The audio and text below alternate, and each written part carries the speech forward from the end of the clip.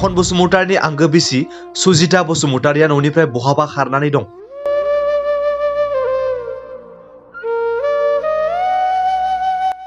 बर' समाजाव फिसाय गारनानै खारनाया बारानिफ्राय बारा जाबोगासिनो दं। चिरां जिल्ला रुनिखाता थानानि सिङाव थानाय हन्थापारा गामिनि फाखन बसुमतारिनि आंगो बिसि सुजिता बसुमतारिया न'आव जेबो दावराव दावसि गैयाब्लाबो गावनि फिसाय आरो नखरखौ गारनानै बहाबा खारनानै दं। बेबादि जेबो जाहोन गैयालासे फिसाय आरो नखर गामिनि दैदेनगिरिफ्रा नखर गारनानै खारनायखौ दुखु मोनदों। नाथाय गावनि आंगो फिसाय फाखन बसुमतारिया न'आव फैफिननानै थाफैफिननो खौरांनि गेजेरजों खावलायहरदों आरो गामिनि सासे दैदेनगिरियाबो फैफिननानै मोजां संसार जाफैफिननांगौ होननानै खौरांनि गेजेरजों खावलायहरदों। सोरबाफोर सुजिता बसुमतारिखौ नुफ्लांबायोब्ला नखरनि जानबुं नम्बराव खौरां हरनो थाखाय खावलायदों।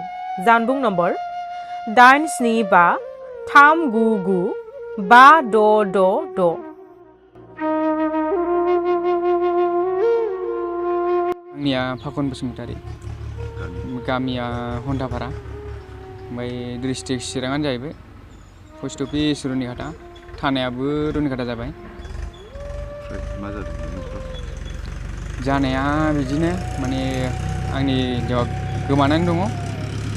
दा बेखौनो बुंनो सानदों आरोखि। थांनाया सप्ता खननैयानो जाबाय। आं फैगौ नेबाय थादोंमोन, बियो दासिमबो नुजाफैयाखै। दा बिमा बिफानो खबर लानोबो बिमा बिफानियाबो फना सुइच अफ जाबाय, बिगुमैनाबो गासिबो अफजोब आरो। ओमफ्राय दा नोंनि हिन्जाव सोरजोंबा थांदों होनना सन्देह ना ओरैनो हारसिं थांदों होननानै सन्देह खालामनाय जादों?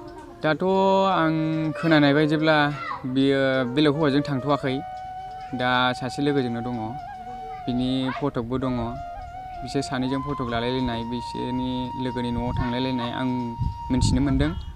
फट' खेबनानै बिसोरो हगारलायदों, आं बेखौ नुनो मोन्दों आरो मानसिफोरनि फेसबुकनिफ्राय। आंनि फेसबुक फनाथ' गासिबो ब्लक खालामनानै लाजोब्बाय, मोनसेबो फन हाबफैला बिनियाव।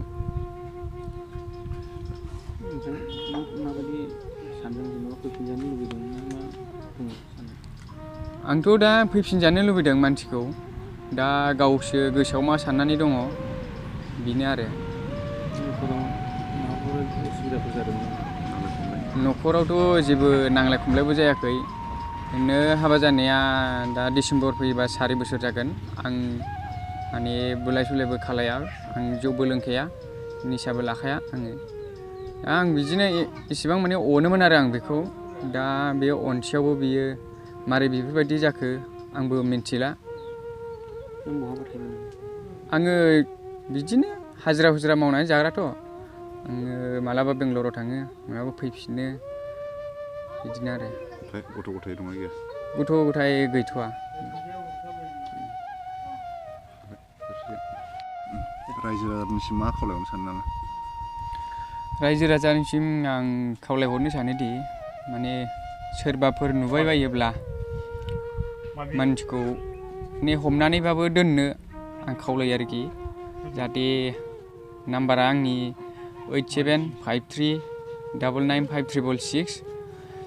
बे मानसिखौ नुयोब्ला माने आंनि हिन्जावखौ नुयोब्ला बे नाम्बाराव कल खालामनानै खबर हर आरोखि।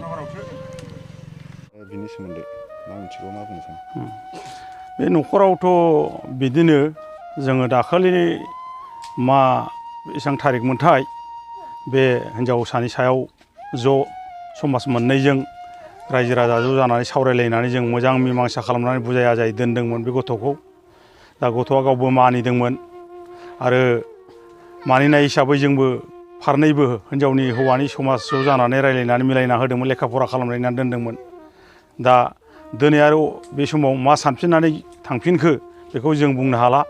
न'खरावथ' बिराद सान्थि, बिफा गैया, बिमा दङ, बिमाया मोजां अनो आरो जाय गावनि फिसाय बेबोथ' जेबो जौ लोङा, जेबो निसा लाया, एखेबारे मोजां धार्मिक मानसि।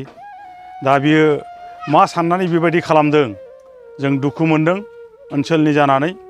आरो बे गथ'आ निजि गावनो फैनानै हाबा जाफैदों, बाहाय खुनु रावनिबो दाय गैया। दायआ थायोब्ला गावनावनो थागोन।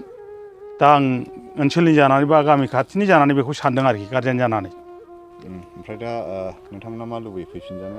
दा जोङो बेखौनो खावलायगोन जों जाथि हिसाबै जों बर' जाथियाव बेफोरबायदि गाज्रि माबा मोनसे खोनायोब्ला जों समाजा गुबुंले जायो।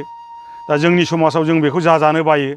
अननानै जुदि बेयो फैफिनोब्ला सिगाङाव जा गाज्रि सानफ्रांबाय भुल बुजिबाय बेखौ फोजोबनानै मोजाङैनो सिन्था खालामनानै जुदि फैफिननानै गावनि बे फिसायजोंनो संसार जाफैनायखौ जों लुगैयो। मानो होननानै बुङोबा दिनैनि दिनाव बर' समाजाव गोबां माने आइजोफोरनि गेजेराव बेबायदि जों नुफ्लायबाय थायो खोनाफ्लायबाय थायो। बे जोंनि थाखाय माने जोबोद दुखुनांथाव जाबाय आरोखि। मानो होनबा आइजो समाजाव बियो गाज्रि एखे मोनसे थासारि माबायदि जों मोनबाय आरोखि दा बे जिनिसखौ। दा जों बेखौनो लुगैयो फैफिननानै जाहाथे अननानै जुलिथ' जाखाबाय संसार जाफैफिनो रुजु रुमाय बेखौ लुगैयो आरोखि जों।